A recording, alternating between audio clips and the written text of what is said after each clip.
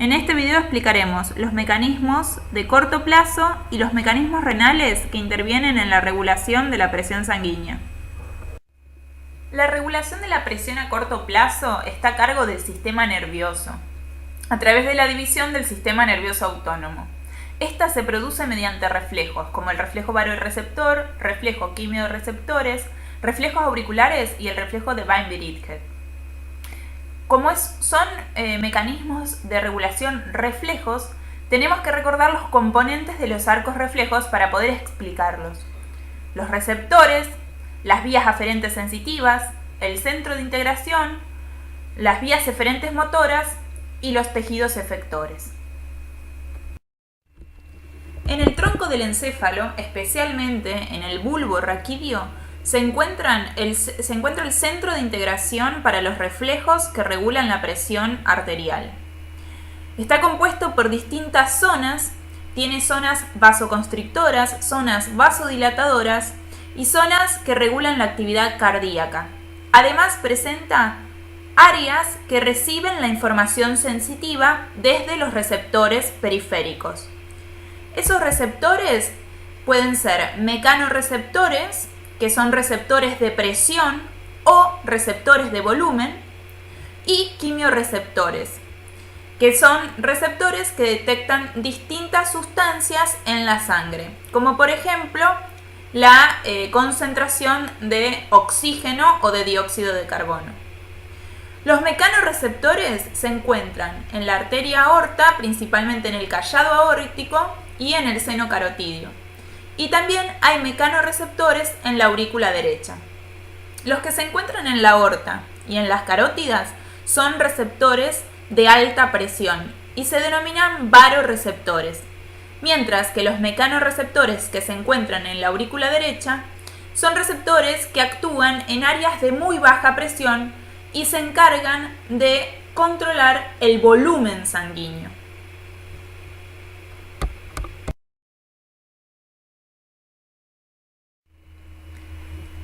Los receptores envían su información al centro de integración del tronco del encéfalo a través de vías aferentes sensitivas, principalmente a través de los nervios de Hering, el nervio vago y el nervio grosofaringio. El centro de integración procesa la información que recibe, ahí en el centro vasomotor, y emite una respuesta hacia los tejidos efectores que es llevada a través de vías eferentes motoras del simpático y del parasimpático. Es importante recordar lo siguiente. Las vías eferentes motoras del simpático actúan tanto en el músculo liso de los vasos sanguíneos, tanto de las arterias, de las arteriolas y las pequeñas arterias, como de las venas.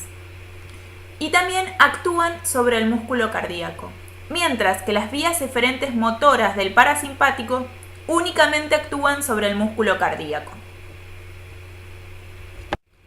La estimulación simpática sobre el músculo liso de las pequeñas arterias y arteriolas produce vasoconstricción. Esa vasoconstricción aumenta lo que sería la resistencia periférica y por lo tanto aumenta la presión arterial, ya que la sangre queda acumulada por delante de donde se produce la vasoconstricción.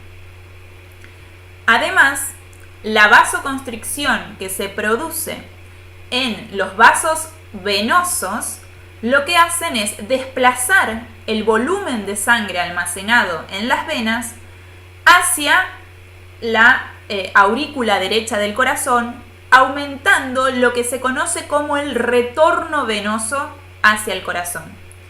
Esto lo que va a provocar es un llenado mayor del corazón y el músculo cardíaco, cuando se adapta a ese nuevo volumen que le está llegando, se contrae con más fuerza gracias a ese mecanismo de autorregulación Frank y Starling que presenta y por lo tanto aumenta el gasto cardíaco.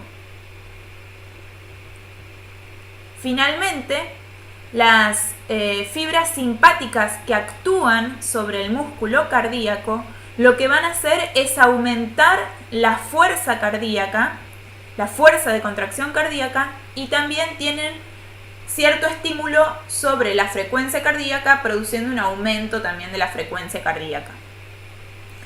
Las vías eferentes motoras parasimpáticas solamente producen efectos sobre el músculo cardíaco, y el mismo es una disminución de la frecuencia cardíaca.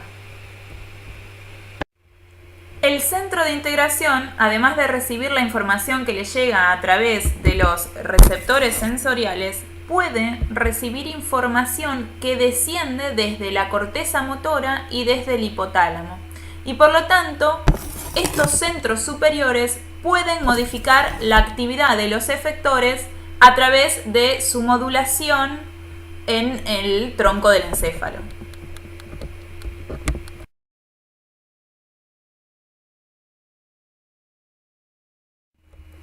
Si nosotros podemos recordar cuál es el efecto del sistema nervioso simpático sobre el músculo liso de las arteriolas y de las venas y sobre el músculo cardíaco, y podemos recordar que el parasimpático únicamente actúa sobre el músculo cardíaco y podemos recordar qué efecto produce sobre el músculo cardíaco, vamos a poder describir cualquier reflejo del sistema nervioso autónomo que participa en la regulación de la presión sanguínea. El reflejo baroreceptor es una respuesta refleja que se produce a cambios de la presión arterial. Supongamos que lo que se produce aquí es un aumento de la presión arterial que es detectada por los baroreceptores que se encuentran en el callado aórtico y en el seno carotídeo. Esa información la transmiten al centro de integración cardiovascular que se encuentra en el bulbo raquídeo y a partir de ahí se elabora una respuesta. Por un lado, disminuye las eferencias simpáticas, disminuyen las descargas del sistema nervioso simpático sobre los efectores. Por lo tanto, hay menor liberación de noradrenalina y esa adrenalina se va a unir en menor proporción a sus receptores. Al disminuir la unión de la noradrenalina en los receptores alfa del músculo liso de las arteriolas, se va a producir una vasodilatación. La vasodilatación va a disminuir la resistencia periférica y eso va a contribuir a disminuir la tensión arterial o la presión arterial. Se produce, como la respuesta que se produce es la disminución de la presión arterial y esa respuesta es de sentido contrario al estímulo que le dio origen, se trata de un mecanismo de retroalimentación negativo. Si el estímulo que hubiera dado origen al reflejo baroreceptor hubiera sido la disminución de la presión arterial, las respuestas hubieran sido en sentido contrarias de las que explicamos anteriormente. Hubiera habido una mayor descarga simpática, por lo tanto se hubiera provocado una vasoconstricción que hubiera aumentado la resistencia periférica y hubiera aumentado la presión arterial. Además, hubiera habido una inhibición de las eferencias parasimpáticas, por lo tanto, hubiera aumentado la frecuencia cardíaca. En consecuencia, el aumento de las eferencias simpáticas y la disminución de las eferencias parasimpáticas hubieran provocado un aumento de la presión arterial que hubiera sido de signo contrario al estímulo de la disminución de la presión arterial. Si el estímulo que hubiera dado origen al reflejo baroreceptor hubiera sido la disminución de la presión arterial, las respuestas hubieran sido en sentido contrarias de las que explicamos anteriormente. Hubiera habido una mayor descarga simpática, por lo tanto se hubiera provocado una vasoconstricción que hubiera aumentado la resistencia periférica y hubiera aumentado la presión arterial. Además, hubiera habido una inhibición de las eferencias parasimpáticas, por lo tanto, hubiera aumentado la frecuencia cardíaca. En consecuencia, el aumento de las eferencias simpáticas y la disminución de las eferencias parasimpáticas hubieran provocado un aumento de la presión arterial que hubiera sido de signo contrario al estímulo de la disminución de la presión arterial. En el reflejo de Bainbridge, los receptores que participan son receptores mecánicos que se encuentran en la aurícula derecha y que se activan por cambios de volumen. Cuando aumenta el volumen de sangre que ingresa a la aurícula derecha, se activan los receptores de volumen y envían la información hacia el centro vasomotor. La respuesta es un aumento de la frecuencia cardíaca. ¿Para qué se produce el aumento de la frecuencia cardíaca? Es un mecanismo protector que tiene el sistema cardiovascular para evitar que se acumule sangre adentro del corazón. Entonces, cuando llega más sangre al corazón, debe bombearse toda la cantidad de sangre que llega al corazón y para hacerlo aumenta la frecuencia cardíaca. ¿Cómo provoca el aumento? A través de el aumento de la estimulación simpática y la inhibición de la estimulación parasimpática. Además de la respuesta refleja de Bainbridge que se produce cuando se estiran los receptores de volumen de la aurícula derecha, hay otros mecanismos que se activan, otras respuestas reflejas que se producen. Por un lado, la vasodilatación de arteriolas aferentes renales, con lo cual esto contribuye a una mayor excreción de líquido en el organismo. Al aumentar el flujo de sangre en el riñón, aumenta la producción de orina y la excreción de líquido por parte de este tejido. Otra respuesta refleja que se produce es la liberación del factor natriurético auricular, que también actúa a nivel del riñón, aumentando la tasa de filtración glomerular y la excreción de sodio. Se aumenta la tasa de filtración glomerular y la excreción renal de sodio, aumenta el volumen de orina excretado y por lo tanto esto contribuye a disminuir el aumento de la presión provocado por un exceso de volumen de líquido en el medio interno. Otro efecto que se produce cuando se estimulan los receptores auriculares es la inhibición de la hormona antidiurética. La hormona antidiurética contribuye a reabsorber agua que se filtra en el riñón. Si está inhibida la hormona antidiurética, los riñones no reabsorben el agua y la excretan en la orina. Por lo tanto, disminuye el volumen de los líquidos corporales. Cambios en la presión parcial de oxígeno y de dióxido de carbono detectado por quimiorreceptores que se encuentran en el callado aórtico y en el seno carotidio también van a provocar cambios en la presión arterial. Cuando disminuye la presión parcial de oxígeno o aumenta la presión parcial de dióxido de carbono, esa señal es enviada al centro vasomotor que se encuentra en el tronco del encéfalo y se provoca una respuesta que va a aumentar la presión a través de la activación de las vías simpáticas y la inhibición de las vías parasimpáticas. Los mecanismos que se ponen en marcha para aumentar la presión debido a la disminución del oxígeno y el dióxido de carbono son los mismos que explicamos para el reflejo varoreceptor. Muchos de los mecanismos renales van a estar regulados por el sistema endocrino y por el sistema nervioso. Sin embargo, ante un exceso de líquido que provoque un aumento de la presión, el riñón va a responder produciendo un mayor volumen de orina. Lo mismo sucede cuando hay un exceso en la ingesta de sal, va a provocarse una mayor excreción de sal por parte del riñón. Estos mecanismos se denominan diuresis por presión, cuando aumenta el volumen de líquido producido debido al aumento de la presión arterial, o natriuresis por presión, cuando aumenta la excreción de sodio, cuando aumenta la presión arterial. Por supuesto que si se produce lo contrario y disminuye la ingestión de sal y agua, que disminuye la presión sanguínea, el riñón va a producir una orina en menor volumen y una menor excreción de sodio. Sin embargo, el riñón no puede reponer el volumen que se ha perdido. Simplemente lo que hace es evitar que se siga perdiendo mayor cantidad de líquido. Para reponer el volumen que se perdió, lo que tiene que hacer el individuo es ingerir mayor cantidad de líquido. Y para ello se activa un reflejo que es un mecanismo que se denomina reflejo de la sed o mecanismo de la sed, que está regulado por el hipotálamo.